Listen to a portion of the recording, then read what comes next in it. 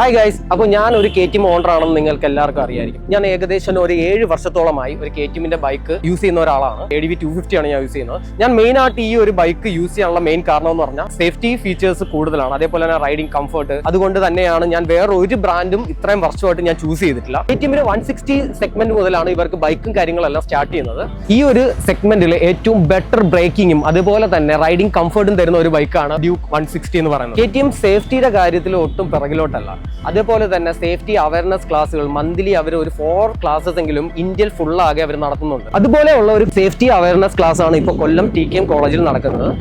എങ്ങനെയുണ്ടായിരുന്നു നമ്മുടെ ഈ ഒരു KTMന്റെ റൈഡിംഗ് സെഷൻ? നല്ല സെക്ഷൻ ആയിരുന്നു. കുറെ പഠിച്ചു. സാഗ് പറഞ്ഞ പോലെ തോട്ടിൽ അതൊക്കെ കറക്റ്റ് ഹാൻഡിൽ ചെയ്ത് കഴിഞ്ഞാൽ പകുതി നമുക്ക് എല്ലാം സെറ്റ് ചെയ്യാം. പിന്നെ ബാക്കി എക്സ്പീരിയൻസ് വെച്ച് പഠിക്കുന്നതാണ്. KTMന്റെ ബൈക്ക് നിങ്ങൾ മേടിക്കാൻ ആഗ്രഹിക്കുന്നുണ്ടെങ്കിൽ നിങ്ങൾ ഉറപ്പായിട്ടും ഷോറൂമിൽ പോയി ഒരു ടെസ്റ്റ് ഡ്രൈവ് ഒക്കെ ചെയ്ത് നിങ്ങളുടെ ബൈക്ക് ബുക്ക് ചെയ്യുക. ഇപ്പോൾ GSTയുടെ ഒക്കെ ഓഫേഴ്സും കാര്യങ്ങളൊക്കെ ഉണ്ട്. നിങ്ങൾ മിസ് ചെയ്യരുത്. Thank you.